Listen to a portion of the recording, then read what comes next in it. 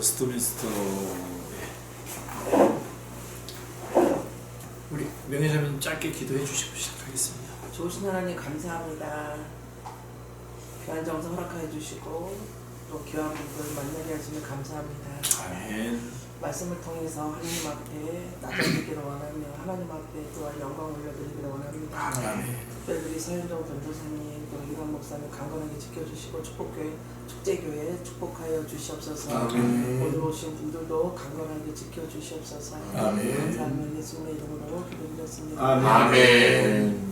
제가 우리 카톡에다가 다시 한번 올렸습니다. 그래서 그것도 보시세요. 이거 보시고 하시면 됩니다. 그래서 오늘 소요리 문답에 관련돼서는 총 12번으로 이렇게 제가 요약을 했는데 오늘 4개만 하고 다음번에 혹시 또 그거를 해야 된다면 두 토막이 더 있습니다. 근데 제 생각으로는 여러분들이 처음에 출발할 때 교리에 대해서 좀 정리하려면 소요리 문답으로 일단 정리하고 그 다음에 대요리 문답 이렇게 좀 확산시켜 나가면서 벨직이라든가 뭐 이렇게 넘어가면 좋을 것 같습니다. 첫 번째, 그래서 웨스트민스터 소요리 문답 1번 왜 웨스트민스터 소요리 문답인가? 네. 자, 우리 고린도서 10장 31절 같이 한번 읽겠습니다. 그런즉 너희는 먹든지 마시든지 무엇을 하든지 다 하나님의 영광을 위하여 하라. 예. 그래서 웨스트민스터 소요리 문답은 웨스트민스터 쇼츠 캐티키즘인데요. 1643년 7월 1일부터 1649년 2월 22일까지 영국 웨스트민스터에서 열린 총회 기간에 만들어진 어린이의 신앙교육을 위한 장로교회의 교리 문답서입니다. 그래서 이것을 소요리 문답이라고 부르는 이유는 대요리 문답보다 작기 때문입니다. 그래서 문답서다라고 부르는 이유는 캐티키즘이라고 부르는 이유는 질문하고 답하는 형식의 교육서이기 때문입니다. 그래서 1643년 7월 1일에 영국 의회가 발의하고 런던에서 열린 웨스트민스터 총회의 주된 목적은 당시 영국 국교회의 39개 신앙 조항을 개정하고 영국과 스코틀랜드 모든 교회가 공히 사용할 수 있는 신앙 고백서와 교리와 예배 모범과 교회 정치를 만드는 것이었습니다. 그래서 약 5년 8개월에 걸쳐서 총회가 모든 임무를 완수하고 종료하기까지 151명의 신학자와 목회자들이 참여했으며 오전부터 오후까지 무려 1163차례에 걸친 공식 회의가 열려서 만들어진 겁니다. 그 결과로 만들어진 것이 오늘날 장로교회의 신앙 고백서인 웨스트민스터 신앙 고백서와 대요리 문답 및 소요리 문답. 그래서 이것을 웨스트민스터 표준 문서라고 그래요. 이거에다가 더해서 그 두 가지가 더 나오죠. 이게 지금 웨스트민스터 5가지 표준 문서인데 장로교의 그 정치도 여기 포함되어 있어요. 그래서 웨스트민스터 신앙 고백서, 대요리 문답, 소요리 문답, 그 다음에 교회 정치, 예배 모범 이렇게 5가지가 웨스트민스터인데 여기에 우리 신원규 교수님이 번역을 영어를 그때 당시에 그 번역으로 돌아가서 아주 정교하게 제일 잘 번역했다고 해요. 이 책이. 그래서 제가 이 책을 확보하고 있고 이분하고 같이 하시는 분이 우리 그 SK텔레콤에 잠깐 오셔서 한번 웨스트민스터 신앙 고백서의 그런 출발에 관한 것들을 한번 얘기해 준 적도 있어요. 같이 이렇게 모임 그룹에 계시는 분이. 그래서 이제 저는 이 책을 그래서 접하게 됐고요. 이렇게 이제 잘 번역된 거가 중요하겠죠. 그래서 웨스트민스터 신앙 고백서는 이후에 교파를 초월해서 회중교회의 신앙 고백서인 사보이 선언과 침례교의 제2차 런던 신앙 고백서. 이거 굉장히 이거 꼭 보세요. 그 우리 전에 정동섭 교수님이 그 침신대에서 옛날에 강의도 하셨고 그랬는데 지금은 모르겠어요. 지금은 모르는데 우리 조희선 교회 제자훈련학교에 특강하러 오셔가지고 아마 늦게서 보신 모양이에요. 이거를 이 책을. 그래서 그러니까 그분이 이단하고 많이 싸우시고 그러시는데 이렇게 침례교회 이렇게 좋은 게 있다 그래요. 바로 그게 바로 이 런던 신앙고백서입니다. 그래서 그러니까 이게 웨스트민스터 신앙고백서가 뭐 장로교만 그게 아니라 이게 모두에게 필요한 것이고요. 그 다음에 우리나라의 대한예수교 장로회는 1907년 총회 시에 웨스트민스터 신앙고백서를 장로교회의 신앙고백서로 채택을 했습니다. 그래서 우리 법을 기록해 놓은 책이 있는데 거기에 보면 이 웨스트민스터 신앙고백서 소요리문답, 대요리문답, 소요리문답 이게 다 기록되어 있어요. 예배 모범하고 다 기록되어 있어요.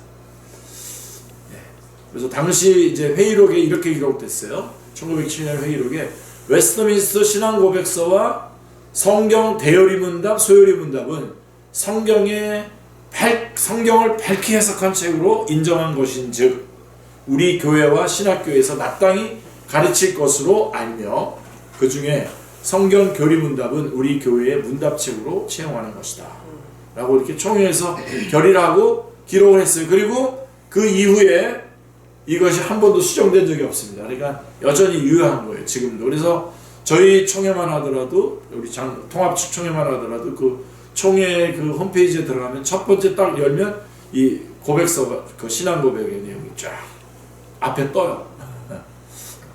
그렇게 하고 있는 거죠. 그래서 한국 교회의 장로교회 헌법은 교리 표준과 관리 표준 둘로 나눠 구성되어 있는데 이 교리 표준이 아까 말했던 그 신앙 고백서하고 그 다음에 그 대요리문답, 소요리문답이고 관리 표준이 바로 교회 정치하고 예배 모범이죠. 그래서 교리 표준과 관리 표준으로 구성되어 있는데 관리 표준이란 교회를 어떻게 정치하고 관리할 것인가에 대한 지침인데요. 그 지침 앞에 먼저 교리 표준이 나온다는 것이죠. 그리고 그 교리 표준은 웨스트민스터 신앙고백서 및 대요리문답, 소요리문답 전문입니다. 모두 전자입니다. 자, 그렇다면 장로교회는 성경을 밝히 해설한 웨스트민스터 신앙고백서와 교리문답서에 따라 성도를 교육하고 교회를 관리하고 정치하고 치리해야 한다는 것을 뜻합니다. 그러므로 적어도 장로교단에 속한 모든 교회는 교파를 초월해서 영적 유익을 끼치는 웨스트민스터 신앙고백서와 대소요리문답을 마땅히 가르쳐야 합니다. 마땅히. 그래서 이거 위배하는 교회들 많죠. 이것은 선택사항이 아니라 필수사항입니다. 그래서 우리도 이거 제대로 잘 안 가르치고 그랬었는데 우리 전도사님께서 강력하게 말씀하시고 이렇게 여기까지 교리학교로까지 이렇게 발전이 됐습니다. 자, 그래서 신앙 고백은 우리가 믿는 바를 요약한 것이고 교리문답은 성경이 가르치는 기묘한 교훈들을 요약한 것입니다. 그래서 우리는 이 모든 것을 합쳐서 신조, 즉 믿음의 조항이라고 부릅니다. 자, 그렇다면 교리란 무엇입니까? 교리. 우리 교리 그러는데 교리란 신구약 성경의 가르침의 총체를 교회가 요약한 것이 교리입니다. 그래서 그리고 사실은 거기서 한마디 더 한다면 그 교리의 시각으로 성경을 봐야 돼요. 그러니까 성경을 해석하는 그 눈입니다. 이 교리가. 그래서 교회가 정리하고 요약해 놓은 신앙 고백과 교리문답 즉 신조는 신자의 믿음을 증진시킬 뿐만 아니라 오류를 바로잡고 이단의 공격에 맞서서 진리를 수호하고 교회를 건강하게 지켜내는 중대한 역할을 합니다. 나아가 우리 전사님께서 이 전사님께서 교리 가르쳐 주세요. 그래가지고 한번 해가지고 그래서 이거 집어넣은 거예요 지금. 그래서 한 분이 어떻게 다 가르쳐 주지? 근데 이제 이게 바로 그 기본 출발이에요. 그래서 나아가서 이제 성경을 좀 더 정확하게 읽고 여기 바르게 해석하는 데에 도움이 될 뿐만 아니라 거짓된 교훈과 부패한 생활을 막아주는 공적 표준으로서의 방패가 됩니다. 그래서 이거는 꼭 잡아줘야 돼요. 그래서 뭐 어린이 그러니까 소요리문답은 어린이들을 위한 겁니다. 그러니까 거기서부터 출발해야 돼요. 우리. 그래서 신조가 없이는 신앙과 생활의 순결을 지켜나감에 있어서 치명적인 약점을 안게 되고 이단이나 거짓 교사들의 공격에 취약해지는 위험이 따르는 거죠. 웨스트민스터 신학자들은 그 회의에 참석했던 사람들을 말하는 겁니다. 웨스트민스터 신학자들은 이런 신앙 고백과 교리의 중요성을 간파하고 성인과 어린이 모두를 위한 신앙 교육 교재를 만들었습니다. 그래서 웨스트민스터 세율리 문답은 어린이 교육을 위한 교재이고 대열리 문답은 목회자나 신학생과 성인의 교육을 위한 교재입니다. 이 가운데에 세율리 문답은 장로교회의 교리 문답서이기는 하지만 그 신학적 깊이와 간결성으로 인해 교파를 초월하여 모든 교회와 성도들에게 사랑받는 교리 문답서로 자리매김을 하고 있는 것입니다. 그러니까 성경을 잘 요약한 거죠. 요약하고 중요한 메시지들을 다 정리해가지고 문답으로 해놓은 거죠. 그래서 소율이 문답은 1번을 하나님의 영광으로 시작해요. 인간의 제일 되는 목적이 무엇이냐 이렇게 물어보고 하나님을 영화롭게 하며 그를 영원토록 즐거워하는 것이다 이렇게 시작하고 난 다음에 마지막 107번은 또 하나님의 영광을 위해서 유한 것으로 이렇게 주기도문 마지막 부분 결론 부분 여러분 아세요? 그의 영광 이렇게 나오잖아요. 그거로 마치는 거예요. 그러니까 1번부터 107번이 영광으로 시작해서 영광으로 끝나는 거죠. 자, 말하자면 대열리 문답과 마찬가지로 소열리 문답도 하나님의 영광으로 시작해서 하나님의 영광으로 진행하며 하나님의 영광으로 끝이 납니다. 이런 의미에서 소열리 문답은 하나님의 영광에 관한 책인 것이죠. 자, 그럼 우리는 어떻게 하나님께 영광을 돌릴 수 있습니까? 믿음과 행함으로 그렇게 할 수 있는데요. 소열리 문답은 바울 서신의 구조를 따라서 구성되었습니다. 앞부분의 전반부는 바울 서신 같은 경우는 전반부에 하나님에 관해서 무엇을 믿을 것인지에 대한 내용이 쭉 나오는데 그게 4번부터 38번까지 문답의 내용이에요. 그리고 이제 후반부는 하나님이 인간에게 요구하시는 의무가 무엇인지에 대한 내용을 39번부터 107번까지 쭉 다루고 있습니다. 그래서 사람은 믿음과 행함으로 하나님께 영광을 돌리죠.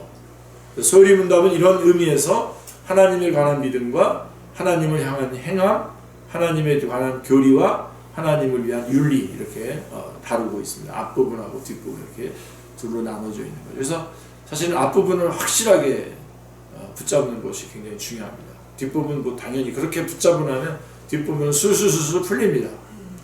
자, 소열이 문답은 이것을 초등학생이 이해할 수 있도록 간결하게 진술하되 신학자도 깊이 고민해야 할 만큼 심오하게 진술해 놓았습니다. 그러니까 애들이 그러니까 뭐 대충 이렇게 설명한 게 아니라 정확하게 그렇지만 간결하게 어린아이들도 알고 이해할 수 있도록.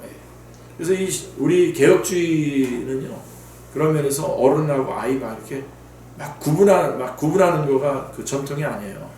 같이 정교하게 같이 들어가고 있습니다. 자, 그러나 이런 명성에도 불구하고 한국 교회 내에서 소열이 문답 교육의 상황은 낙관적이지 않습니다. 저도 배워본 적이 없습니다. 교회에서는 어렸을 때 교회에서는 배워본 적이 없어요. 자, 신조와 신앙 고백서가 교회를 튼튼하고 건강하게 세우는 최고의 규범입니다. 목사의 모든 설교는 필연적으로 교리적이어야 합니다. 떠나가면은 이단들이 하는 설교랑 다를 바가 없어져요. 그냥 빠져나가니까요. 한국 교회는 다시 말씀과 교리로 돌아가야 됩니다. 그래서 웨스트민스터 소열이 문답인 거죠.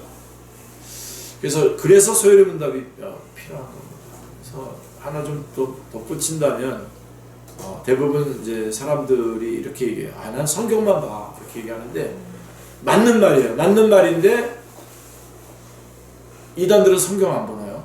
성경 보잖아요. 근데 자기 나름대로 그렇죠. 그 관점이 바로 이 교리예요.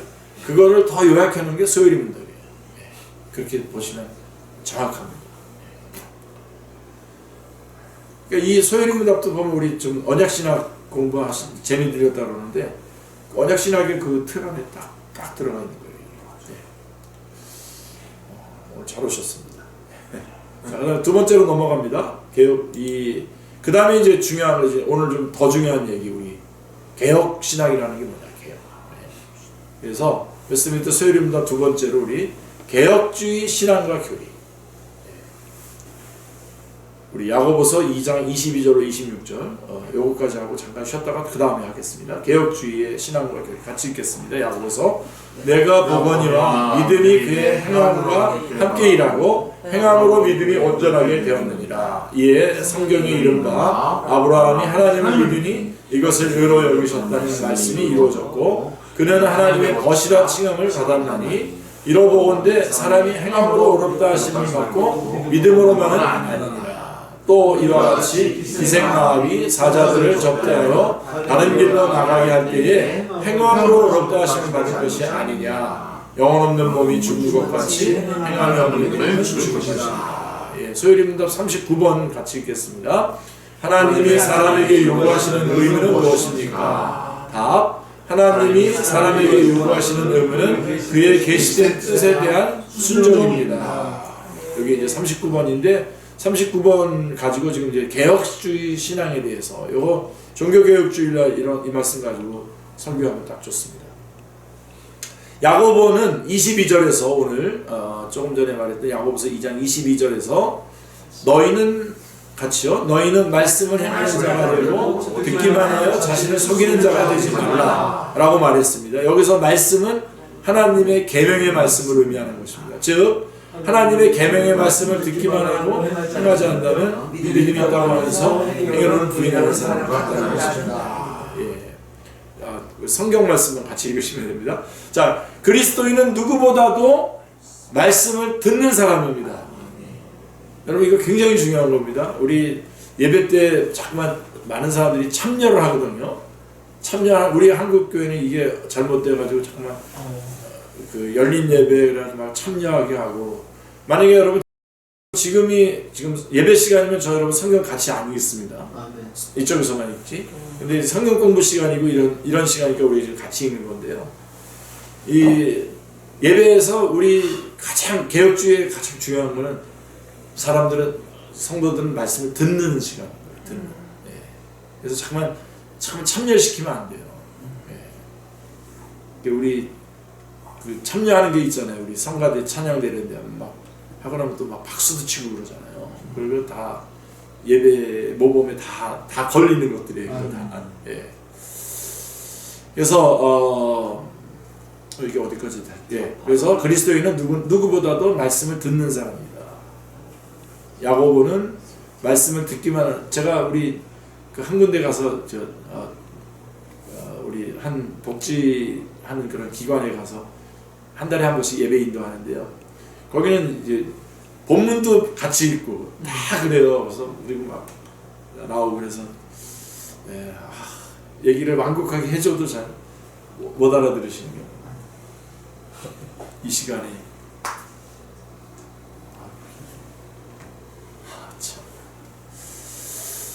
네.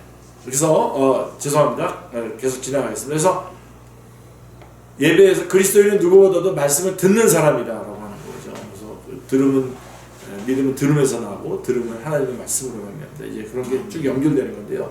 그래서 야고보는 말씀을 듣기만 하는 사람과 말씀을 듣고 실천하러 옮기는 사람을 대조하고 있습니다. 그래서 바로 여기서 우리는 참된 그리스도인과 그렇지 않은 그리스도인을 구별할 수 있습니다. 참된 신자는 말씀을 듣기만 하지 않고 말씀을 행하는 자입니다. 자, 말씀을 듣는 자이고 아까 제가 참여하는 쪽을 좀 이미 강조했는데 지금 여기선 다시 내려오셔서 말씀을 듣고 말씀을 행하는 자라고 하는 것이죠. 그래서 말씀을 행하는 자는 말씀을 듣고 자신의 신앙을 성찰하며 끊임없이 고쳐나가는 사람입니다. 그래서 24절, 25절을 보면 그런 의미로 볼 때 야고보는 말씀을 듣고 잊어버리는 자가 아니라 행하는 자가 되라고 계속해서 권면하고 있습니다. 그래서 결론적으로 26절에서 야고보는 이렇게 얘기하죠. 행함이 없는 믿음은 죽은 것이다 라고 단언을 합니다. 이 말씀을 통해 우리는 참된 개혁주의 신앙을 정의할 수 있습니다. 그래서 웨스트민스터 소요리 문답 공부를 시작하기 전에 먼저 참된 개혁주의 신앙은 무엇이며 신앙에 있어 교리는 어떤 역할을 하는지 살펴보겠습니다. 첫째로 참된 개혁주의 신앙은 읽고 듣고 배운 하나님의 말씀을 통해 부지런히 자신을 개혁하는 신앙입니다. 바꿔가는 거죠. 계속 바꿔가는 거예요. 바꾼다라고 하는 게 이제 설명을 하겠습니다만은 뭔가 어떤 데로 전진을 하는 것이 아니라 원래 성경이 말한 자리로 뭐가 덧붙은 거 있으면 뜯어내는 거예요. 그게 개혁이에요.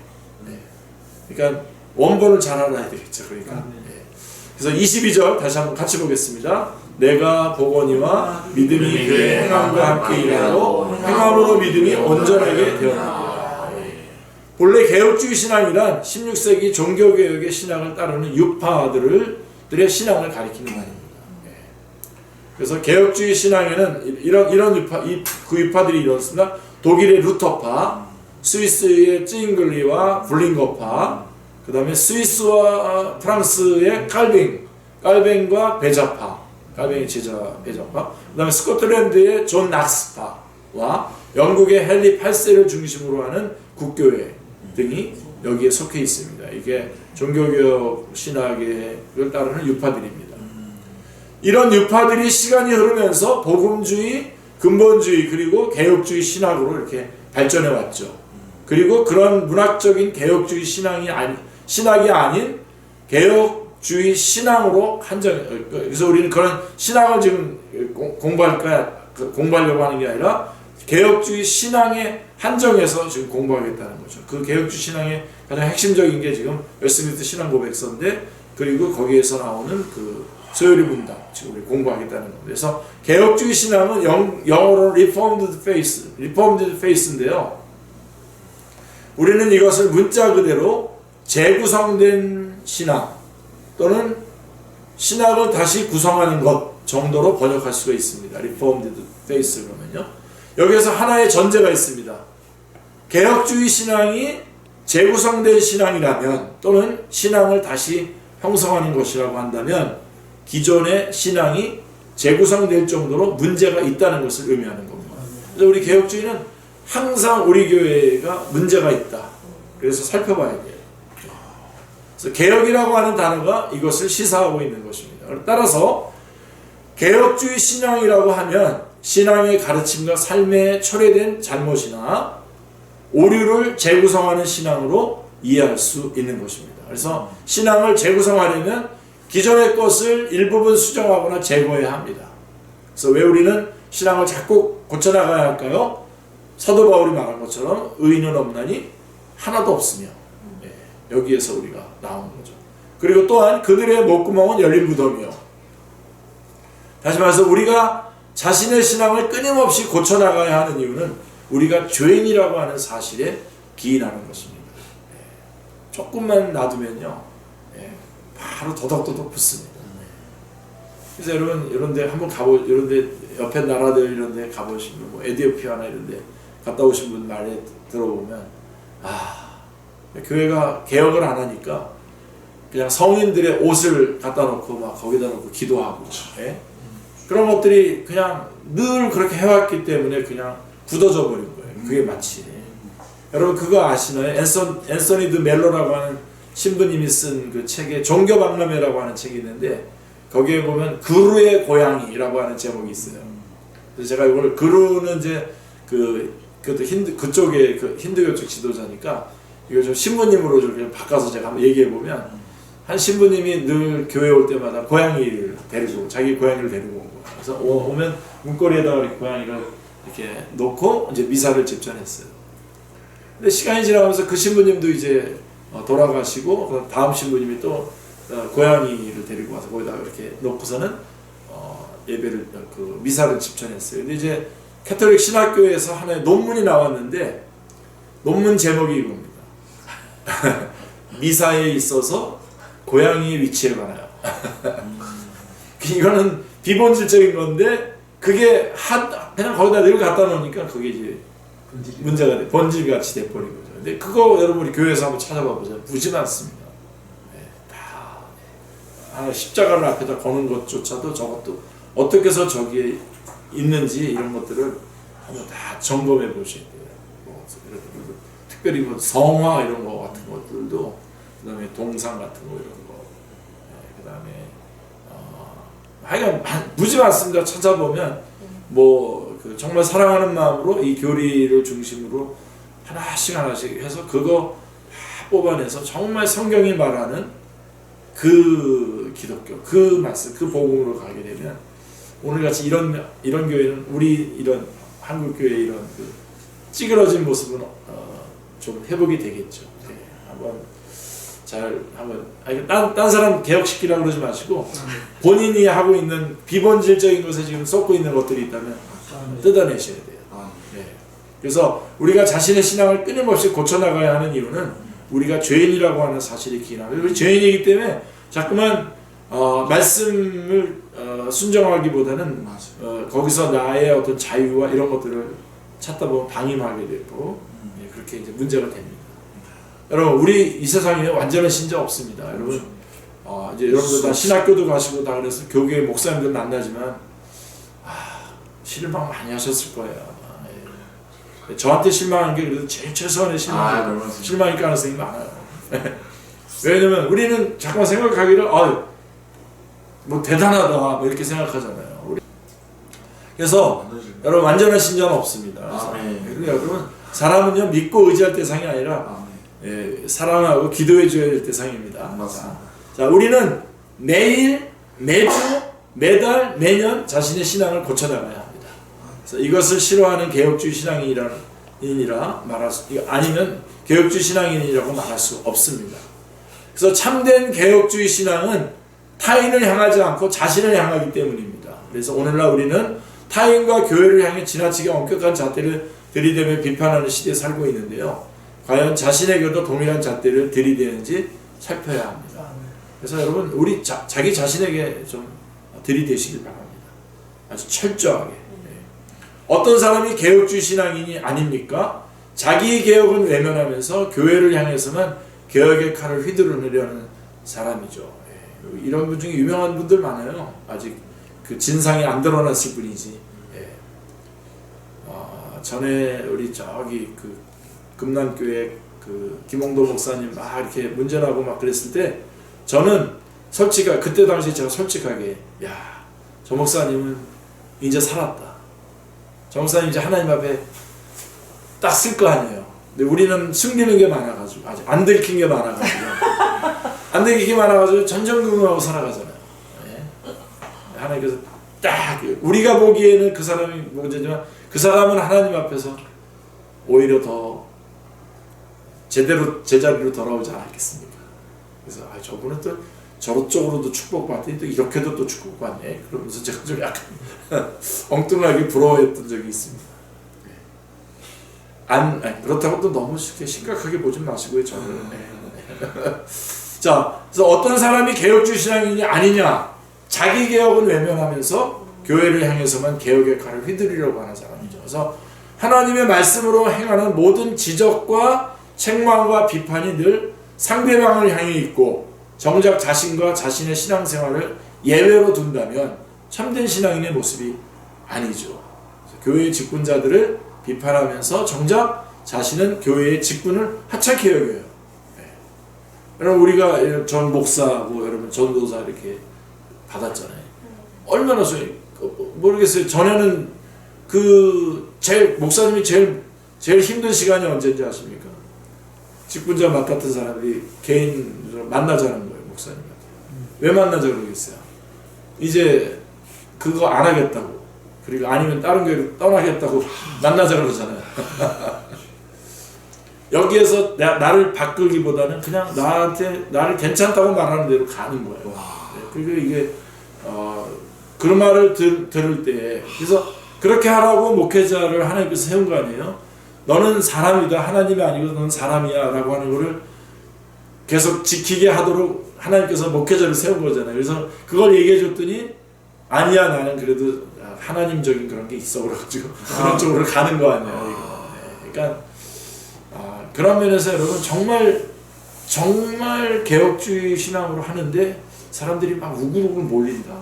좀 썸씽 먹는 거. 네, 그렇다고 봐도 돼요. 딱 그런 건 아니지만 하여간 제가 통계를 낸 건 아니지만 그런 썸씽 문제가 있을 거라는 걸 우리가 알 수가 있는 거죠. 그래서 자기에게 지금 맡겨진 직분은 정말 생명같이 여기셔야 됩니다. 생명같이 여기셔야 됩니다. 자, 개혁주의 신앙은 듣고 잊어버리는 신앙이 아니라 또 개혁주의 신앙은 말씀을 듣고 먼저 자기를 향해서 실천하는 것입니다. 듣고 실천하되 자기를 향해서 실천하는 것이고요. 자, 개혁주의라고 말하면서 정작 말씀과 삶을 분리한다든가 나와 타인을 분리하려는 잘못을 경계해야 합니다. 그래서 이제 중요한 말씀이죠. 신앙에 있어 기존의 오류나 잘못을 제거하려면 표준이 있어야 되잖아요. 그 표준이 바로 이제 이 소요리 문답, 웨스트민스터 신앙고백서입니다. 그게 교리인 겁니다. 무엇이 진리고 무엇이 비진리인지를 판단할 수 있는 기준이 필요한데 그것이 바로 성경이고 그 성경에서 뽑은 교리입니다. 그래서 종교개혁의 위대한 원리 중에 하나가 오직 성경, 솔라 스크립트라라고 하는 것이죠. 그때 다 라틴어로 다 이렇게 신학 같은 걸 정리했었기 때문에 솔라 스크립트라라고 하죠. 오직 성경, 오직 성경, 토타 스크립트라, 모든 성경 이렇게 말하는데 오직 성경. 종교개혁 시대에 무엇이 참되고 무엇이 잘못되었는지를 판단한 절대적이고 무한한 기준은 성경이었습니다. 그래서 개혁주의 신앙은 이 성경을 기준으로 잘못되거나 오류가 있는 교회의 가르침과 신앙의 문제를 바로잡고 새롭게 하는 신앙으로 정의할 수가 있습니다. 그래서 개혁주의 신앙이 바로 성경이에요. 솔라 스크립트라입니다. 그러므로 유명한 구호죠. 개혁된 교회는 항상 개혁되어야 한다. 항상 개혁되어야 된다. 라틴어로 좀 나중에 여러분 좀 알고 좀 더 좀 멋지게 좀 강의하십시오. 여러분들 좀 많이 좀 성장하셔서 이 학교 저만 강의하지 말고 여러분들도 좀 강의도 좀 하고 그랬으면 좋겠어요. 제가 하나 맡겨주면. 자, 그랬을 때 이런 것들 쫙쫙 읽어내고 좀 그러십시오. 네, 종교개혁 시대의 구원은 오늘날 우리에게도 동일하게 적용됩니다. 개혁된 교회는 항상 개혁되어야 됩니다. 개혁하고서 끝, 나는 여기에 끝이다 이렇게 하면 그건 벌써 그때부터 타락하기 시작합니다. 이 구원은 지상교회와 그 가르침 및 교훈 그리고 그리스도인의 신앙생활이 완전하지 않음을 인정하는 것입니다. 그래서 개혁주의 신앙은 성경을 표준으로 삼아서 끊임없이 개혁해 나가는 것입니다. 그래서 여기서 우리는 성경의 역할에 대해서 생각해 봐야 됩니다. 야고보는 야고보서 1장에서 이렇게 말합니다. 23절 같이 읽겠습니다. 누구든지 말씀을 듣고 행하지 않으면 그는 거울로 자기의 생긴 얼굴을 보는 사람과 같아서. 이 구절로 유추해 볼 때에 성경은 일종의 거울 역할을 합니다. 그래서 우리는 거울을 통해 얼굴이 깨끗한지 머리는 단정한지 옷은 제대로 입었는지를 확인하고 고칩니다. 그리스도인은 거울로 자기 얼굴을 보는 사람과 같다. Who looks at his natural face in a mirror 이렇게 되어 있습니다. NASB. 미국에서는 요 성경을 쓰는 것 같더라고요. NASB. 자, 마찬가지로 신자는 거울인 성경을 통해 끊임없이 자신의 잘못된 것을 고쳐나가는 사람입니다. 그래서 야고보서 1장 25절 같이 한번 읽겠습니다. 자유롭게 하는 온전한 율법을 들여다보고 있는 자는 듣고 잊어버리는 자가 아니요 실천하는 자니 이 사람은 그 행하는 일에 복을 받으리라. 아멘. 그래서 성경 자체는 절대적이며 무호한 표준이지만 성경에 대한 이해는 어느 한 시기에 완전하거나 완벽할 수 없기 때문입니다. 그렇다고 해서 개혁신앙의 신앙과 전통이 완전하지 않으니까 그것을 부정하자는 말이 아닙니다.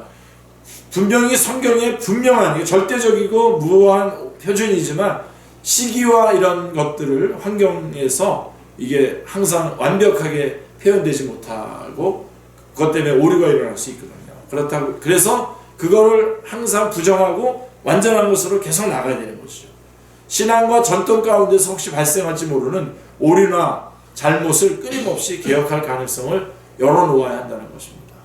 그래서 이제 로마 카톨릭 같은 경우는 성경에다가 플러스 전통을 갖다 집어넣어가지고 그냥 막 성경보다도 더 권위가 있잖아요. 그렇게 해서 움직이잖아요. 그거 안 된다는 거예요. 우리 개혁주의는 그게 안 된다는 거예요. 우리의 신앙 유산과 전통을 덮어놓고 거부하거나 부정하고 새로운 신앙 체계를 세우라는 것도 아닙니다. 그것도 아니고 이것도 아닌데, 자, 그렇게 하면 그것은 만약에 그렇게 막 덮어놓고 막 거부하고 부정하면 그건 개혁이 아니라 리포메이션이 아니라 레볼루션이 되는 거죠. 혁명이 되는 거예요. 우리 기독교의 혁명 절대로 우리는 그거 허락하지 않습니다.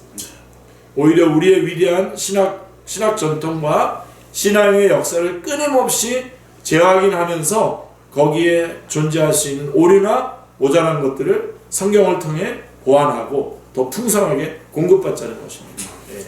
그래서 일단 성경에 아주 목숨을 걸어야죠. 성경과 교리에. 예. 자, 이런 의미에서 개혁주의 신학은 겸손한 신학이라고 할 수가 있습니다. 겸손한 신학. 예. 항상 나도 내가 틀릴 수 있다라고 하는 걸 항상 기억해야 돼요. 내 신앙이나 행실에 오류가 존재할 수 있음을 인정하기 때문에 겸손할 수밖에 없는 것입니다. 예. 그러므로 날마다 읽고 듣고 배운 하나님의 말씀을 통해 부지런히 자신을 개혁해 나가시기를 기도합니다. 그 다음에 두 번째로 개혁주의 신앙의 표준은 다시 한번 말씀드리지만 정확무오한 하나님의 말씀입니다. 그래서 다시 한번 야고보서 1장 25절 같이 읽겠습니다. 자유롭게 하는 온전한 율법을 들여다보고 있는 자는 듣고 잊어버리는 자가 아니요 실천하는 자니 이 사람은 그 행하는 일에 복을 받으리라. 아멘. 자, 야고보는 말씀을 행하는 자가 되라고 권면하면서 그 말씀이 온전한 율법이라고 가르치고 있습니다. 네. 그래서 참된 개혁주의 신앙은 온전한 율법인 성경 전체를, 여기 토타스크립트라고 하죠. 성경 전체를 하나님의 말씀으로 받아들이며 믿고 읽으며 듣고 행하는 사람입니다. 이 사람이 참된 개혁주의 신앙입니다. 다시 한번 우리 소요리문답 39번 이렇게 되어 있어요. 같이요. 하나님이 사람에게 요구하시는 의무가 무엇입니까? 하고 이렇게 묻고는 다음과 이렇게 대답을 합니다. 같이요. 하나님이 사람에게 요구하시는 의무는 그의 계시된 뜻에 대한 순종입니다. 순종이라는 말들 꼭 기억하세요. 개혁주의 하면 순종이라고 하는 말씀, 오직 성경, 순종. 참된 신자는, 참된 그리스도인은 성경 전체를 하나님의 감동으로 된 권위 있는 말씀으로 받아들입니다. 그래서 성경 어떤 것들 이렇게 구분하고 그러지 않습니다. 그래서 디모데후서 3장 16절 17절 사도 바울은 디모데에게 편지하면서 같이요. 모든 성경은 하나님의 감동으로 된 것으로 교훈과 책망과 바르게 함과 의로 교육하기에 유익하니 이는 하나님의 사람으로 온전하게 하며 모든 선한 일을 할 능력을 갖추게 하라. 모든 성경이라고 말하고 있죠. 개혁주의 신앙인은 모든 성경을 하나님의 감동으로 된 하나님의 말씀으로 받아들이고 그 말씀을 토대로 선한 일을 행하는 사람입니다. 자, 그렇다면 개혁주의 신앙은 다른 유파의 신앙과 어떻게 다를까요? 다른 여러 파들, 개혁주의가 아닌 그런 신앙인들도 있지 않습니까? 개혁주의 신앙은 성경을 기준으로 잘못되었거나 오류가 있는 교회의 가르침과 신앙의 문제들을 바로잡고 새롭게 합니다. 따라서 오직 성경의 원리가 중요하다고 주장합니다. 오직 성경. 그런데 이 구원은 로마 카톨릭 교회도 인정하지 않습니다. 인정하고 있습니다. 그렇죠? 오직 성경 인정하잖아요. 로마 카톨릭도. 물론 로마 카톨릭 교회도 성경의 권위를 인정합니다. 그러나 로마 카톨릭 교회는 교회 전통을 성경과 동등한 것으로 여깁니다. 그러니까 성경이 성경이라고 지정한 게 교회라는 거예요. 교회는 교황을 말하는 거예요. 교황이 허락하는 그런 전통들. 그러니까 이렇게 성자들의 그런 그 동상이나 이런 데 앞에서 거기 가서 기도하잖아요. 마리아 앞에서도 하고 그런 것들이 다 성경을 떠나는 거죠. 예를 들면 마리아 같은 경우 죄 없다고 하는 무오설 같은 것들 막 주장하잖아요. 그런데 마리아도 예수님 앞에 기도했잖아요. 사도행전에 보면 2장에 보면. 교회의 결정을 성경의 권위 위에 놓는 큰 오류를 범했습니다. 그래서 로마 카톨릭이 이 부분이 아주 그래서 로마 카톨릭은 예수님을 구주로 믿지만 플러스 이것도 저것도 해야 돼요. 그래서 종교개혁이 일어난 겁니다. 로마 카톨릭이. 그래서 오히려 우리 개신교를 인정을 안 했죠. 그러다가 얼마 전, 지금부터 한 100년 전쯤에 인정을 했어요. 개신교, 교회 바깥에도 구원이 있다라고 한스킹 이런 사람들이 얘기하기 시작해가지고 요즘에 조금 받아들이고 있는 거죠. 그래서 우리 개신교에서 로마 카톨릭하고 같이 한 게 바로 공동번역 성경을 같이 번역을 한 거죠. 그게 공동번역이 로마 카톨릭하고 개신교 같이 공동으로 했다. 그래서 공동번역 성경. 왜 그러냐면 우리는 좀 용어나 이런 것들을 카톨릭이 쓰는 용어로 하더라도 카톨릭 신자들이 성경을 읽게 했으면 좋았던 게 우리의 추진한 겁니다. 근데 다시 뭐 우리 합동이나 이런 쪽에서는 참여 안 했어요. 왜냐면 섞이는 거라고 생각하고 저는 둘 다 맞다고 생각합니다. 카톨릭 신자들에게 성경을 읽게 하려고 참여한 분들이나 그런 거가 섞이는 거 자체가 잘못이다고 해가지고 안 하시는 분들이라 저는 다 의미가 있다고 봅니다. 근데 하여간 로마 카톨릭은 그런 문제가 있는 거예요. 그래서 종교개혁이 일어난 것이고 16세기 종교개혁자 마르틴 루터는 어떻습니까? 루터에 대해서도 여기 조금 여러분들이 기억하셔야 됩니다. 루터는 야고보서를 정경으로 인정하지 않고 지푸라기 서신이라고 불렀습니다. 예, 그러니까 지금과 같이 이렇게 신학이 많이 발전하지 않았던 거죠. 예, 루터의 경우도 이런 결론을 낼 수도 있단 말이에요. 그래서 루터는 이신칭의를 지나치게 강조한 나머지 성경 해석 가운데 특히 구원론을 균형 있게 다루지 못했던 것을 보게 됩니다. 그래서 물론 구원과 관련하여 율법에 대한 루터의 초기 이해와 후기 이해는 매우 다릅니다. 그래서 여러분 신학자들 볼 때에 그 사람의 초기와 후기를 조금 구분해 주는 게 좋아요. 네. 루터는 제자 아그리콜라와 논쟁하면서 후기에 와서는 율법에 대한 이해가 한층 성숙해집니다. 그러나 구원이나 믿음에 관련하여 성경에 대한 루터의 초기 이해는 온전하지 못했고요. 그래서 개혁주의에서 성경의 권위는 아주 특별합니다. 예, 개혁주의의 성경관은 오직 성경과 그 다음에 아까 모든 성경이라고 했잖아요. 전체 성경, 토타스크립트라가 있습니다. 그래서 개혁주의 신앙 고백의 핵심이 되는 웨스트민스터 신앙 고백서의 첫 문장은 무엇으로 시작합니까? 하나님의 작정, 인간의 구원, 칭의와 성화 같은 주제들을 다루기 전에 먼저 성경에 대한 고백으로 시작해요. 웨스트민스터 신앙 고백서의 제일 첫 번째 1항부터는 성경에 관한 것부터 먼저 시작을 해요. 일단 성경을 인정해야 그 성경이 안에 있는 것들을 이제 또 인정하지 않습니까? 이게 웨스트민스터 신학 고백서 이런 것들이 다 어디에 그 기준을 두고 있냐면 칼빈의 기독교 강요를 기준으로 두고 있고 칼빈의 기독교 강요는 성경을 기준으로 하고 있는 것이죠. 그래서 벨직 신앙 고백서도 우리가 믿는 하나님에 대해서 먼저 다룬 후에 하나님을 알 수 있는 자연의 책과 성경의 책에 대해서 다루고 있습니다. 벨직 신앙 고백서. 그 다음에 개혁주의 신앙 전통에서는 개혁교회 종교개혁의 다른 유파들 가운데 특히 루터파와 비교할 때에 성경의 권위, 즉 모든 신학의 출발점으로서 전체 성경의 중요성을 가장 강조합니다. 모든 진리 판단의 표준이자 절대적이고 무한한 표준으로서 성경의 권위를 가장 높이 인정합니다. 그러므로 우리는 모든 교회 회의, 공회의 결정이나 선언, 옛 교부들의 견해가 무엇이든 언제나 그것을 성경에 비추어 검증하고 시험해야 됩니다. 요한일서 4장 1절 같이 읽겠습니다. 사랑하는 자들아 영을 다 믿지 말고 오직 영들이 하나님께 속하였나 분별하라. 많은 거짓 선지자가 세상에 나왔습니다. 예. 굉장히 중요한 말씀입니다. 이거. Test the spirits. 그 영이 성경적인가 교리에 맞나 항상 살펴봐야 되죠. 그래서 우리는 한때 우리 한국교회 같은 경우는 그냥 놀라운 현상이 일어나면 막 사람들이 막 몰리고 그게 정답이고 그 다음에 그렇게 못하는 목사님들은 뭔가 문제가 있는 목사고 그래가지고 저도 아주 어렸을 때 남산 밑에 가서 능력 달라고 기도한 적이 있습니다. 나는 왜 저렇게 안 되나 그러고 했는데 좋은 경험을 했던 것 같아요. 그게 아니다라고 하는 거예요. 자, 또한 우리는 그 일을 겸손함과 사랑의 마음으로 행해야 됩니다. 그렇죠? 예. 그냥 그래도 그나마 진실하게 하고 있는 것 같은 막 저거 하지 마시고. 예.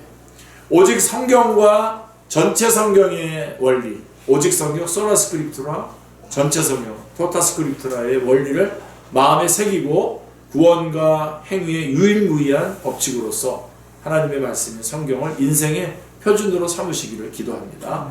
그리고 이제 세 번째로 우리 개혁주의 신앙은 성경과 더불어 역사적 개혁파 신앙 고백서들과 교리문답서들을 통해서 교회를 지켜왔습니다. 자, 이제 이게 좀 말하려고 하는 핵심이죠. 지금 교리에 대한 부분. 예, 교리란 성경적 원리 아래 성경의 가르침을 체계적으로 요약해 놓은 신앙 조항입니다. 예, 그래서 이건 이제 신학적으로 하면 이제 조직 신학이 되는 거겠죠. 예. 알레스터 맥글레스는 제가 좋아하는 정성욱 교수님의 선생님이십니다. 알리스터 맥글레스는 참된 기독교 복음은 교리적 믿음의 기초에 있으며 이 교리는 복음에 적합한 응답의 방식을 결정한다 라고 말합니다. 몸과 근육은 뼈 없이 서 있을 수 없죠. 그래서 뼈를 생각하시면 돼요. 교리는 몸을 지탱해주는 뼈와 같은 역할을 합니다. 그래서 교리가 없으면 신앙은 형태가 없고 약해서 무너지기 쉽습니다. 그래서 초대교회와 사도시대를 지탱해준 교리는 사도신경입니다. 우리 교회는 오랜만에 다시 사도신경 지금 1번, 2번까지 했는데요. 사도신경. 자, 사도신경은 사도신경은 이제 사도들이 고백했던 그 신앙들이 8세기에 와서 완전히 정립이 돼서 신앙 고백으로 나오고, 그 다음에 그 이후에 그 또 니케아 콘스탄티노플 신조도 있어요. 그래서 그것과 같이 정통성을 인정받고 있는 건데요. 사도신경은 성부와 성자와 성령님의 세 위격으로 존재하시는 삼위일체 하나님의 내재적이며 경륜적인 특징을 가장 웅변적으로 선포하는 교리이자 고백입니다. 그래서 예배 시간에 사도신경을 고백하는 것은 우리의 신앙이 다른 종교와 달리 성부와 성자와 성령님의 삼위로 계시지만 일체이신 하나님을 예배하는 기독교의 고유한 특징입니다.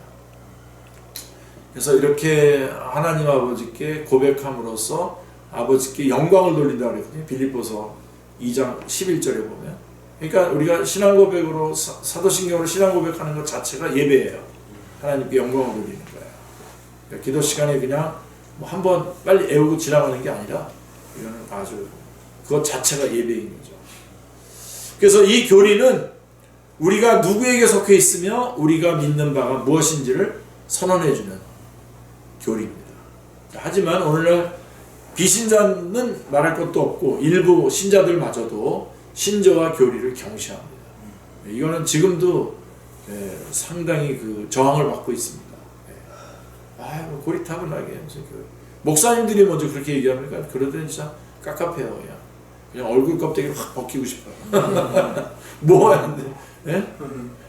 여러분, 우리 여러분 목회자는 하나님께서 하나님이 하나님이고 너희들은 인간이다. 인간은 인간이다라고 하는 것을 끝까지 지키도록 목사님을 보낸 거 아닙니까? 예? 근데 자꾸만 인간이 하나님이라고 자꾸만 부추겨요. 예? 그거 못 붙이게 하나님께서 우리에게 신조와 교리를 주시고 목사를 세우신 거 아닙니까? 예. 칼빈과 같은 그런 교사를 세운 거 아닙니까? 예. 근데 우리가 거기에 거기에 아주 충실해야 되는데 목사님도 자기도 자꾸만 하나님이 되고 또 사람들도 좀 하나님으로 이끌어. 그런 말 해주면 좋아하거든요. 더. 아니죠. 우리는 자꾸만 하나님이 되려고 하는 사람이 있으면 가서 얼굴 껍데기를 벗기고 거기다 고춧가루를 확 뿌려. 인상이 좀 남으셨으면 좋겠어요. 우리도 자기 자신한테도 마찬가지예요. 자꾸만 우리는 하나님같이 되려고 합니다. 이게요 최고의 무서운 유혹이에요. 처음에 아담에게 찾아와서 했던 유혹이 바로 뭡니까? 너 하나님같이 될 수 있으니까 먹으면 하나님같이 될 수 있으니까 그냥 먹은 거 아니에요 벌써. 하나님은 무슨 하나님입니까 지금? 사람이지. 아닌 건 아닌 거지 무슨 뭐냐. 약하면 뭐가 바뀌고 약하면 바뀌고 그러면 그럼 하나님은 어디를 가시는 거예요? 그래서 여러분 신약 성경에 나오는 그 기적과 이런 것들도 예수님이 어떤 분이신지를 말해주려고 일어난 것들을 갖다가 지금 나에게 처한 상황에서 그렇게 똑같이 해주기를 원하고 그렇게 할 수 있다고 막 이렇게 보는 것들이 꺼졌어. 어때 되는 아니 이거 돼 있는데 제가 뭘 잘못 따라온다고. 됐네요. 됐어요. 된 거죠? 예. 어디까지 왔어? 자, 뼈와 같은 거 얘기 다 했고 됐어요. 쭉 넘어갔고. 네, 그래서 한국 교회가 분열된 원인이 교리 때문이라고 생각하는 사람, 그 위에부터요. 자, 그래서 이 교리는 우리가 누구에게 속해 있으며 우리가 믿는 바가 무엇인지를 선언하는데요. 하지만 오늘날 비신자는 말할 것도 없고 일부 신자들마저도 신조와 교리를 경시합니다. 한국 교회가 분열된 원인이 교리 때문이라고 생각하는 사람들도 많은데요. 이런 혼란이 발생하는 원인은 무엇입니까? 21세기에 접어들어서 신학적 엄밀성을 싫어하는 시대적이고 문화적인 풍조 탓도 있겠지만, 포스트 모더니즘 같은 그런, 대개는 신조는 필요 없고 성경만 있으면 되고 교리는 필요 없고 예수님만 있으면 된다는 식의 극단적인 사고방식 때문입니다. 성경만으로 충분하고 신조나 교리는 인간이 만들어 성경에 덧붙인 인간적인 산물이라고 생각하는 것입니다. 오늘날 많은 사람들이 교리 없는 기독교의 사상에 물들어 있습니다. 그러나 야고보는 이렇게 경고하죠. 같이요. 내가 하나님은 한 분이신 줄 아느냐? 잘하는도다. 귀신들도 믿고 떠나느냐. 그렇게 말한다면 귀신들도 다 뭐 똑같겠네. 이제 그런 얘기입니다. 마귀도 하나님에 대한 지식과 믿음을 가지고 있습니다. 그러나 그 믿음이 마귀를 구원하지 못합니다. 신자들도 그리스도인들도 매일같이 성경을 읽고 주일마다 말씀 듣지만 그에 대한 응답이 진정한 것인지를 규명할 때는 교리가 절대적 비중을 차지하고 있는 것입니다. 그래서 교리가 그렇게 중요한 거예요. 그러므로 교리 없는 기독교는 그럴듯하고 매력적일 수 있지만 그릇되고 위험하기 짝이 없습니다. 그래서 교리와 신조를 홀대하고 무시한다면 그 결과는 참혹할 것입니다. 많은 그리스도인들이 자기가 세워놓은 신관과 구원관과 교회관을 가지고 있어요. 자기가 스스로 세워놓은 거죠.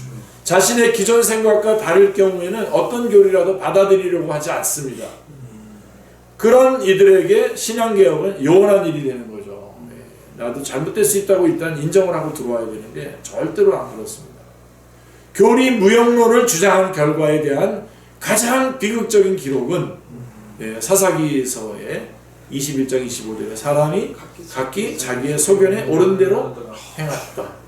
바로 그 시대일 것입니다. 오늘날도 사사시대와 별반 다르지 않아 보입니다. 오히려 역사적 개혁파 교리와 신조가 절실히 필요한 시기입니다. 역사적으로 교회는 성경이 가르치고 있는 바를 신조로 요약했습니다.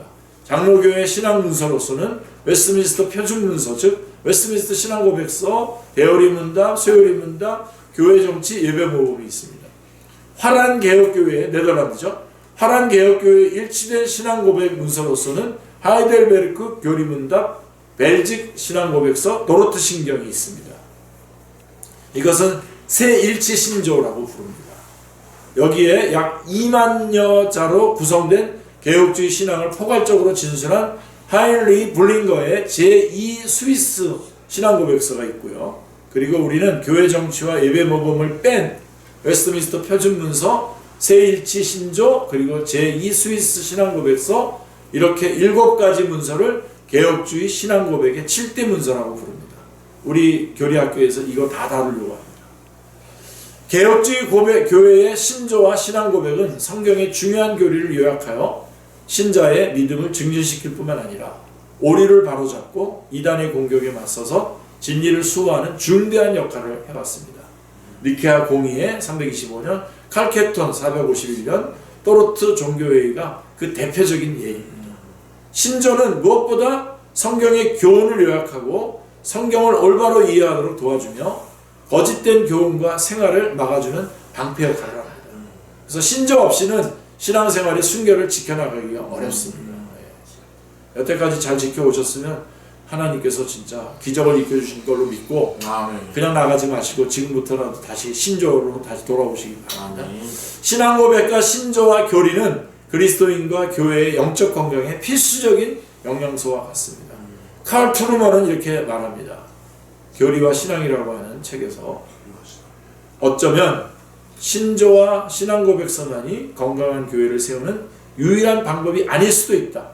그러나 그것들은 분명 사도시대가 막을 내린 이후 오늘날에 이르기까지 가장 많은 그리스도인들이 건강한 교회를 세우기 위해 선택한 규범이다.